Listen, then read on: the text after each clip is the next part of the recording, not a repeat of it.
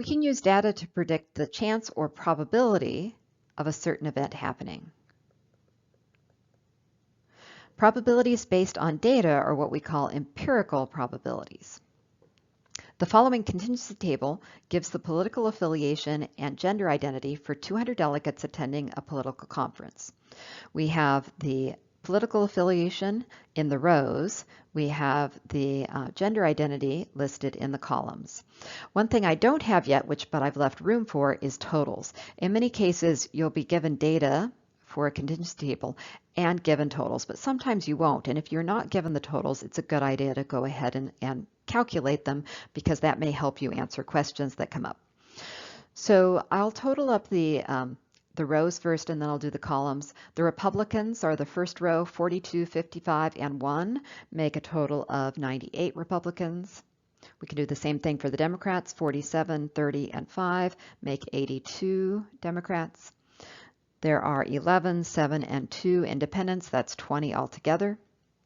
If I add that up, I get exactly 200, which is good because remember there were 200 delegates. All of my data should be in here, and it looks like we have them. Now let's double check that with the totals that relate to gender identity. Females, totaling those up, we get 100. Males, totaling that up, we get 92. And people identifying as non-binary total up to 8. Once again, a good way to check to make sure you've added things up right is total up those subtotals. 100, 92, and 8 also make 200. So we're looking good in terms of our totals.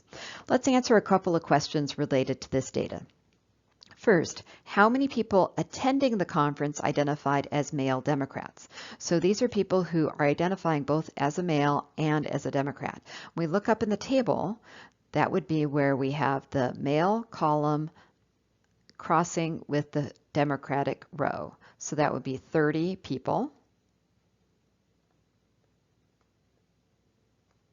identify as a male Democrat. Question B, if you were to select a person at random from the conference, what is the probability they would identify as a male Democrat?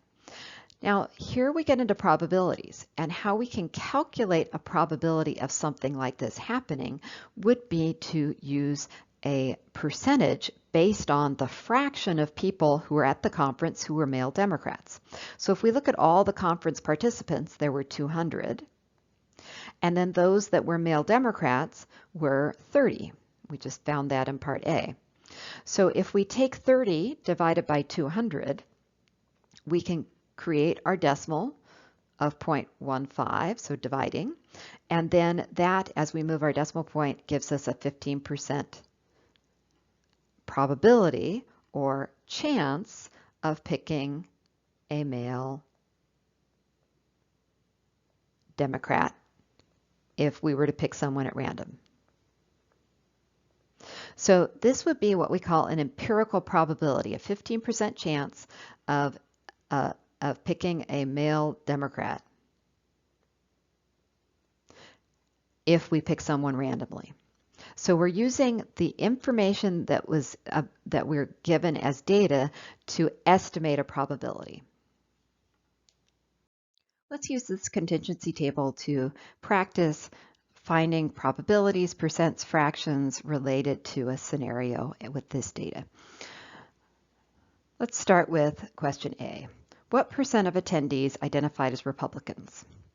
Notice it doesn't say Republican females or non-binary Republicans, it just says Republicans. So we can use the total that we see, the subtotal for Republicans, to calculate that percent.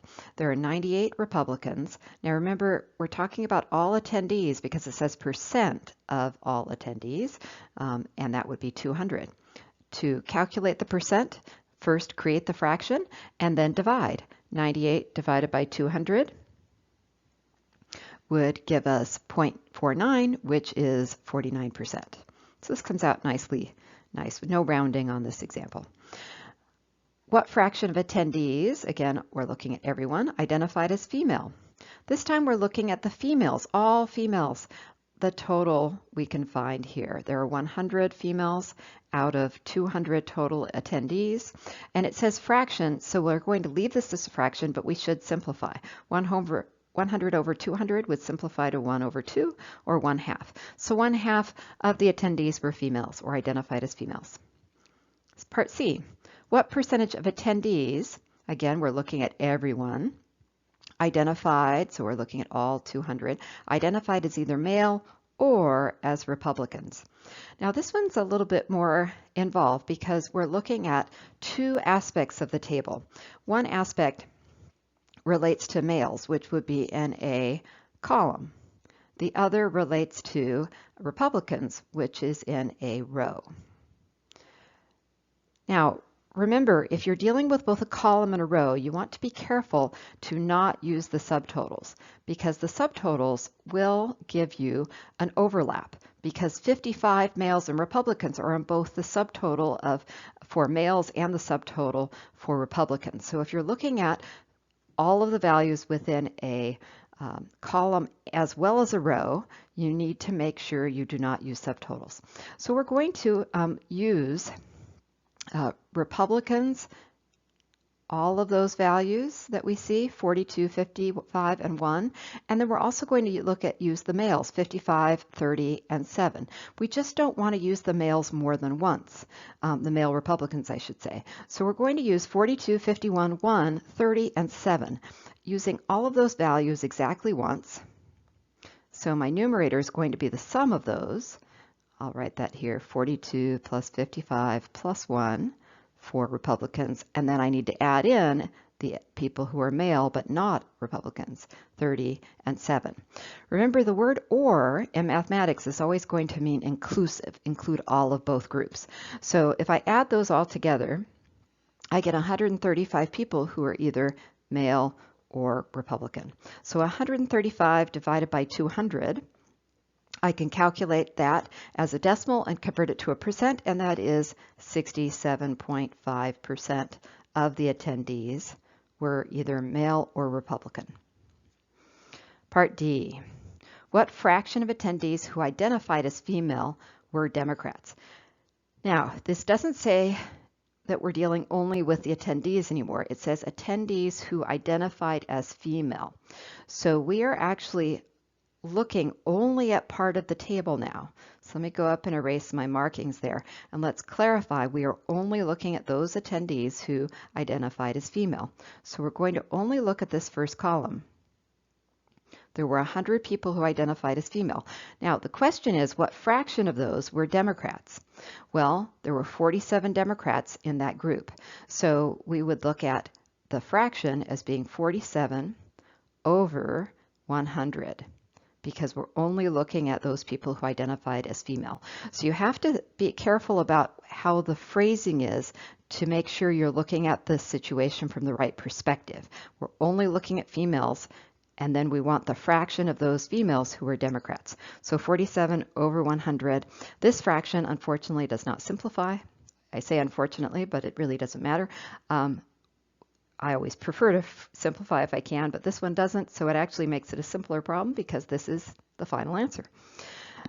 Part E, what is the probability that a randomly selected independent identifies as binary, non-binary?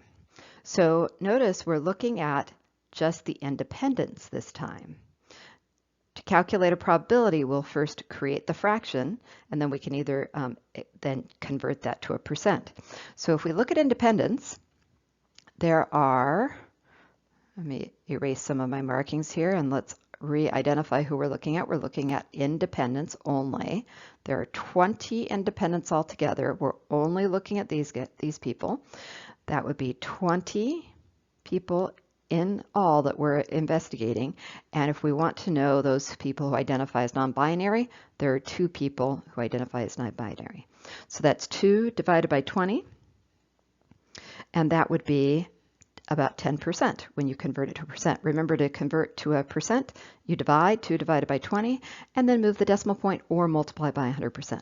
So 10%, there is a 10% chance that an independent